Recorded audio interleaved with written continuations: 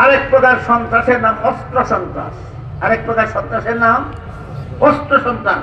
দল বেঁধে অস্ত্র নিয়ে একেবারে সরাসরি মুসলমানদের উপর হামলা, মুসলমানদের উপর। ওইখানে তথ্য সন্ত্রাসের মধ্যে ছিল মুসলমানের ধর্মের উপর হামলা, আর অস্ত্র সন্ত্রাসের মধ্যে আছে মুসলমানদের উপর হামলা। যেমন ভাবে রোহিঙ্গা মুসলমানদের উপর চলছে, যেমন ভাবে কাশ্মীরি মুসলমানদের উপর চলছে, যেমন ভাবে ফিলিস্তিনি মুসলমানদের উপর চলছে, যেমন ভাবে আফগানি মুসলমানদের উপর চলেছিল, যেমন ভাবে ইরাকি মুসলমানদের উপর চলেছিল। এইগুলি হলো অস্ত্র সন্ত্রাস।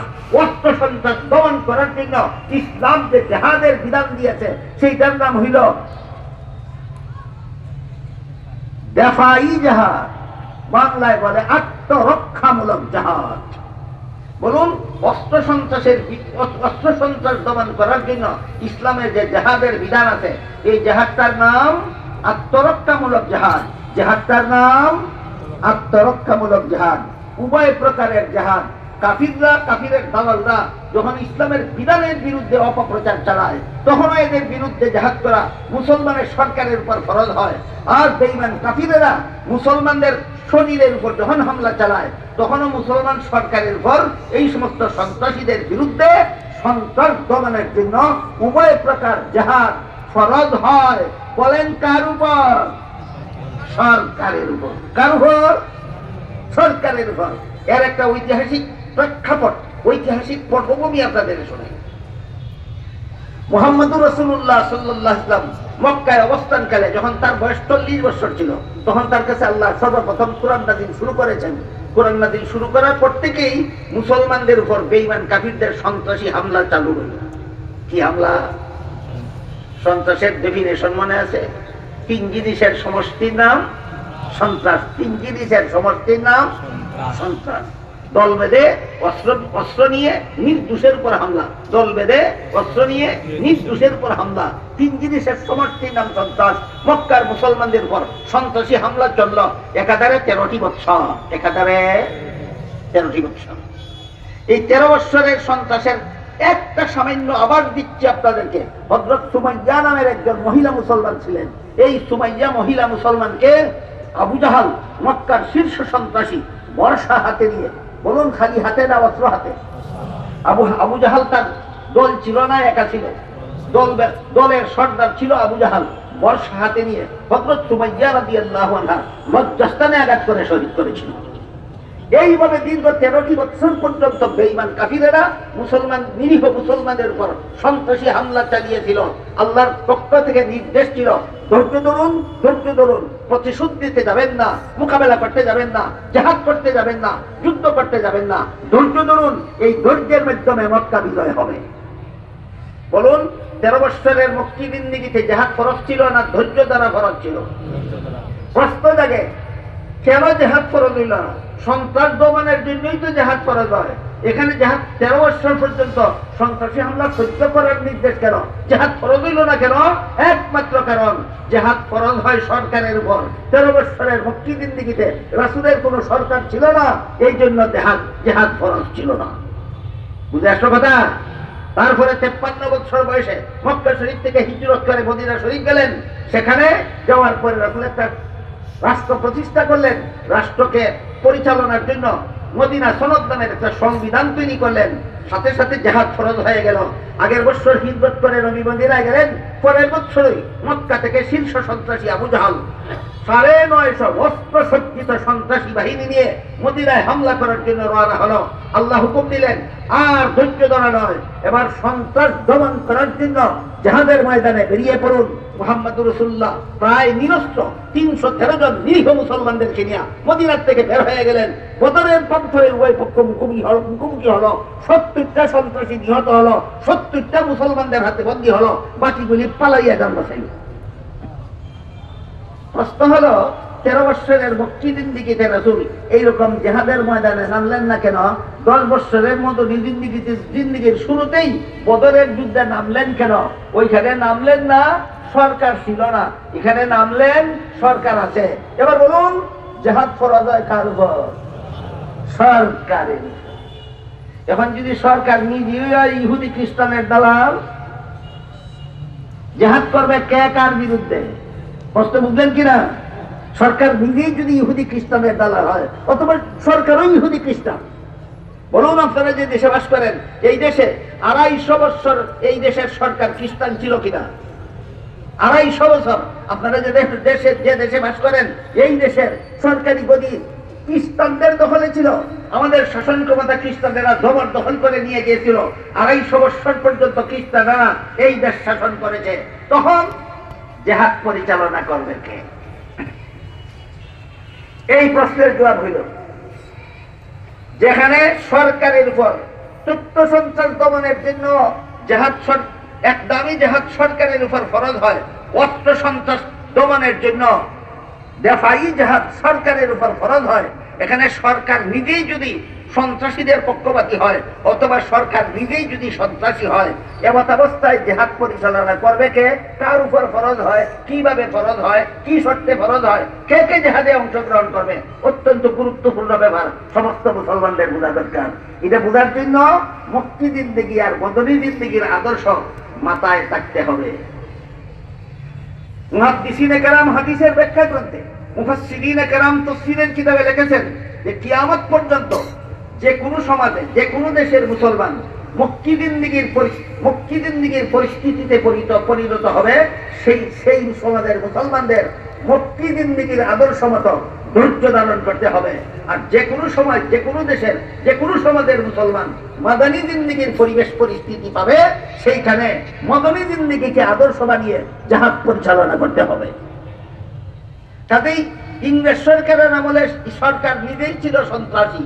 এমত অবস্থায় সরকারের বাইরের দেশের কোন শত্রুর বিরুদ্ধে জিহাদ নয়, যে শত্রু আমাদের দেশের শাসন ক্ষমতা, আমাদের দেশের গদি ডাকাতি করে দখল করে বসে আছে, এই সরকারের বিরুদ্ধে এই দেশের জনগণকে জিহাদ করতে হইলে সরকারের একটা বিকল্প সরকার গঠন করতে হয়।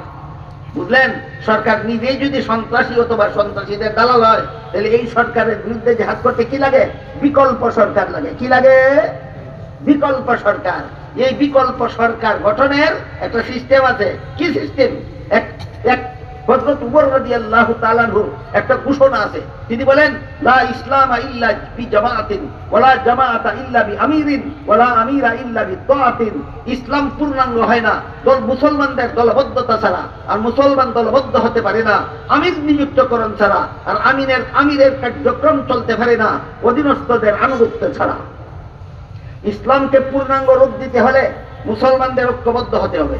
ঐক্যবদ্ধ হওয়ার জন্য একজন আমির নিযুক্ত করতে হবে, আর আমিরের কাজ সক্রিয় রাখার জন্য অধীনস্থ সকল মুসলমান আমিরের আনুগত্য করতে হবে। এখানেই প্রশ্ন দাঁড়ায়, তাহলে আমিরের যোগ্যতা কি হবে? কোন যোগ্যতা লাগবে না। সন্ত্রাসীদের বিরুদ্ধে সরকারও সন্ত্রাসীদের পক্ষে, মুসলমান জনগণের পক্ষ থেকে এই সন্ত্রাসী সরকারের বিরুদ্ধে যুদ্ধ করার জন্য, জিহাদ করার জন্য দলবদ্ধ হতে হবে, আমির নিযুক্ত করতে হবে। আমির নিযুক্ত করার জন্য কোনো শর্ত ছাড়াই কোনো যোগ্যতার দরকার নাই, যোগ্যতার দরকার আছে। আল্লামা মুফতি শফি রহমতুল্লাহি আলাইহি তার লিখিত তাফসীরে মাআরিফুল কুরআনে লিখেছেন, মুসলমানদের ইসলামী কোন দলের আমির নিযুক্ত হওয়ার জন্য, আমির সাব্যস্ত হওয়ার জন্য সর্বমোট 4টা যোগ্যতার দরকার। গুরাড্ডি মাদানে না, কলা গাছরে আমির বানাইয়া দল করে। আছে এরকম? তাফসীরের কিতাবে আমির বানানির কোন যোগ্যতার কথা উল্লেখ নাই। কি যোগ্যতা? 1 নম্বর যোগ্যতা হলো, তুমি যাদের আমির হবে সকলের চেয়ে বড় আলেম হতে হবে তোমার। বলেন, মুসলমানের এই সমাজ পরিচালনার জন্য, ইসলামের জিহাদ পরিচালনার জন্য মুসলমান যে দলবদ্ধ হয়, যাকে আমির বানাবে, সেই আমির একজন ডাক্তার জাকির নায়েক হলেই হবে। আমি জাকির নায়েক, আলেম না ডাক্তার? কি তফসিলে কি লিখছে? ডাক্তাররে আমির বানাও না আলেমরে আমির বানাও? তাই এমন কোন নিয়ম নীতি নাই, যার যেমনি মানে চাই তেমনি। আমার তো মনে হয় বাংলাদেশের মুসলমানের মধ্যে যদি এখন ইয়া ডাক্তার জাকির নায়েক দাঁড়ায়, আর দাঁড়ায় মুসলমান ভাইয়েরা সন্ত্রাস দমন করার জন্য আমি জিহাদের ডাক দিচ্ছি, আমার আমির বানাইয়া তোমরা আমার আনুগত্য করো, কোটি কোটি মুসলমান ডাক্তারের অনুগত হয়ে যায়, ডাক্তারের আমির বানাই ফেলবে। ইসলামী দলের আমির কোনদিন ডাক্তার হতে পারে না। জিহাদের জন্য প্রথম শর্ত আমির বানাইতে হবে। আমিরের যোগ্যতা ছাড়া না 4 যোগ্যতা? চার যোগ্যতার প্রথম যোগ্যতা হলো অন্যদের তুলনায় তোমাকে বড় আলিম হতে হবে। 2 নম্বর যোগ্যতা হলো অন্যদের তুলনায় ইসলামের বিধান তোমাকে তুলনামূলকভাবে বেশি পালনকারী হতে হবে।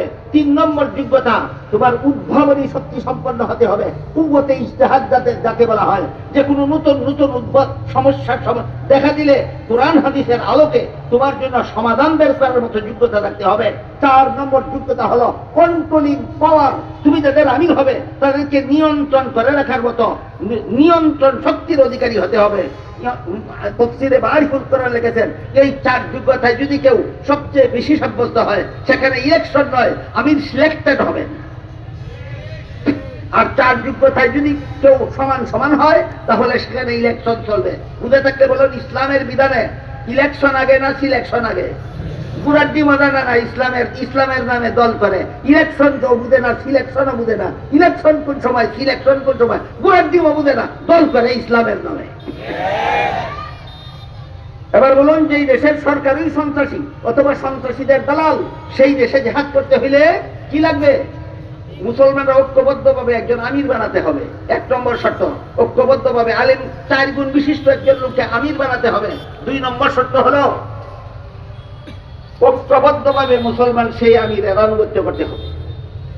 3 নম্বর শর্ত হলো শত্রুদের কাছে যেই ধরনের অস্ত্র আছে, ওই ধরনের অস্ত্র মোকাবেলা করার মতো পাল্টা অস্ত্র থাকতে হবে। 4 নম্বর শর্ত হলো শত্রুদের সেনাবাহিনীর মতো প্রশিক্ষণপ্রাপ্ত যুগ শ্রেষ্ঠ সেনাবাহিনী গড়ে তুলতে হবে। এই অবস্থায় যদি তুমি যুদ্ধ না করো, জিহাদ না করো, তাহলে গোটা মুসলমান জাতি তোমার কারণে ধ্বংস হয়ে যাবে। সন্ত্রাসীদের হাতে মুসলমান জাতি ধ্বংস হয়ে যাবে। যেখানে সন্ত্রাসীদের হামলায় আক্রান্ত, অথবা যে দেশের সরকার নিজেই হয়তো সন্ত্রাসী আর না হয় সন্ত্রাসীদের দালাল, এই দেশে জিহাদ পরিচালনার জন্য মুসলমান ঐক্যবদ্ধভাবে আমির নিযুক্ত করতে হবে। আমিরের গুণ থাকতে হবে। 2 নম্বর, অন্যান্য সমস্ত মুসলমান আমিরের আনুগত্য করতে হবে। 3 নম্বর, যুগোপযোগী অস্ত্র সংগ্রহ করতে হবে। 3 নম্বর, যুগোপযোগী সেনাবাহিনী, প্রশিক্ষণপ্রাপ্ত সেনাবাহিনী রেডি করতে হবে। এমত অবস্থায় 4টা কাজ যদি তোমরা করতে পারো, তাহলে তোমরা মদনী জিন্দেগীর আদর্শ মতো জিহাদ ঘোষণা করো, বিজয় আল্লাহ তোমাদের হাতে দেবেন। পবিত্র কোরআনের এক আয়াতে আল্লাহ বলেছেন, লা তুলকু বিআইদিকুম ইলাত তাহলুকা। হে মুসলমানেরা, তোমরা নিজেদেরকে নিজেরা ধ্বংসের মুখে ঠেলে দিও না। আল্লামা মুফতি শফি রহমতুল্লাহি আলাইহি তার লিখিত তাফসীরে মারিফুল কোরআনে লিখেছেন, মুসলমানদেরকে যে আল্লাহ বলেছেন নিজের হাতে নিজেদের ধ্বংসের মুখে ঠেলে দিও না, এই কথার ব্যাখ্যা কি? তিনি লেখেন এই কথার 2 ব্যাখ্যা। এক ব্যাখ্যা হইল, যে সমাজে মক্কি জীবনের পরিবেশ বিচরণ করে, যেই সমাজে মক্কি জীবনের পরিবেশ বিচরণ করে, যোগ্য আমির নিযুক্ত নাই, আমিরের আনুগত্য নাই, যেই দেশে প্রশিক্ষণপ্রাপ্ত, যাদের হাতে প্রশিক্ষণপ্রাপ্ত সেনাবাহিনী নাই, যাদের কাছে যুগশ্রেষ্ঠ অস্ত্র নাই, এরা যদি শত্রুদের মোকাবেলায় জিহাদ ঘোষণা করে, তাহলে নিজেদেরকে নিজেরা ধ্বংসের মুখে ঠেলে দিল। আয়াতের এক তাফসীর এটা। আবার বলি, যদি কারো বুঝার কিছু বাকি থাকে, আল্লাহ কোরআনের এক আয়াতে বলেছেন, হে মুমিন মুসলমানেরা, তোমরা নিজেদেরকে নিজেরা ধ্বংসের হাতে ঠেলে দিও না। আল্লামা মুফতি শফি রহমতুল্লাহি আলাইহি তাফসীরে মারিফুল কোরআন লিখেছেন, মুসলমান সমাজ নিজেদেরকে নিজেরা ধ্বংসের মুখে ঠেলে দেওয়ার ব্যাখ্যা 2টা। ব্যাখ্যা কটা? 2টা। 1 নম্বর, যেখানে জিহাদের মতো সম্বল তোমার নাই, সেখানে জিহাদ ঘোষণা দিলে তোমারে শত্রুরা কচু কাটা দেবে। কথা এবার বুঝতে পারছেন? যেখানে তোমার জিহাদের জন্য যে শরাইতের উল্লেখ হয়েছে, এই শরাইত যেখানে তোমার নাই, সেখানে যদি সন্ত্রাসীদের বিরুদ্ধে তুমি জিহাদ ঘোষণা দাও, শত্রু তোমারে কচু কাটা দেবে, এছাড়া কোনো ফল হবে না। সুতরাং যেখানে সম্বল নাই, মক্কি জিন্দেগীর আদর্শ গ্রহণ করো, শত্রুদের হাতে কচু কাটা দিতে যাইও না। যদি যাও, এমন সমাজে যদি জিহাদের ঘোষণা দাও, তুমি নিজের হাতে নিজেকে ধ্বংসের মুখে ঠেলে দিলে। তিনি লেখেন, এই আয়াতের 2 নম্বর ব্যাখ্যা হইল, যেখানে মুসলমানদের সুযোগ্য আমির নিযুক্ত আছে, জনগণ আমিরের আনুগত্য করতে রাজি আছে, যেই সমাজের মুসলমানেরা যুগোপযোগী অস্ত্র সংগ্রহ করতে পেরেছে, আফগানিস্তানি মুসলমানদের মতো, যেখানে মুসলমানেরা সন্ত্রাসীদের মোকাবেলা করার মতো সেনাবাহিনী তৈরি করে ফেলেছে আফগানি মুসলমানদের মতো, সেই সমাজে মক্কি জিন্দিগির আদর্শ নয়, মদনী জিন্দিগির আদর্শ গ্রহণ করতে হবে। শত্রুর মোকাবেলায় জেহাদে ঝাঁপিয়ে পড়তে হবে। সেখানে যদি জেহাদ ঘোষণা না করো তাইলে সন্ত্রাসীরা মুসলমান সমাজকে ধ্বংস করে দেবে। এই হইল নিজেদের হাতে নিজেরা ধ্বংসের মুখে ঠেলে দিও না আয়াতের 2 ব্যাখ্যা। আশা করি কথাগুলি মনোযোগ দিয়ে শুনে থাকলে আর ঠিক মতো বুঝে থাকলে মুসলমানগণ, কোন দেশের মুসলমানগণ, কোন সমাজের মুসলমানগণ কিয়ামত পর্যন্ত কোন সময়ে মক্কি জিন্দিগির আদর্শ মতো নিজেদেরকে ধ্বংসের হাত থেকে রক্ষা করতে হবে, কোন সমাজে বসবাস করলে মদনী জিন্দিগির মতো নিজেদেরকে ধ্বংসের হাত থেকে রক্ষা করতে পারবে, আশা করি দিশা পাবেন। যদি মনে রাখতে না পারেন, যারা রেকর্ড করেছেন তাদের কথা আবার প্লে করে শুনে নেবেন। কোন সমাজের মুসলমান এর জন্য মক্কি জিন্দিগির আদর্শ গ্রহণ করতে হবে, কোন সমাজের মুসলমানের জন্য মদনী জিন্দিগির আদর্শ গ্রহণ করতে হবে। আল্লাহ পাক রব্বুল আলামিন আপনাদের আমাদের সবাইকে রাসূলের জীবন আদর্শ গ্রহণ করে নিজেদেরকে ধ্বংসের হাত থেকে রক্ষা করার সুমতি দান করুন। সবাই বলুন আমিন। সুবহানা রাব্বিকা রাব্বিল ইজ্জাতি আম্মা ইয়াসিফুন ওয়া সালামুন আলাল মুরসালিন ওয়ালহামদুলিল্লাহি রাব্বিল আলামিন।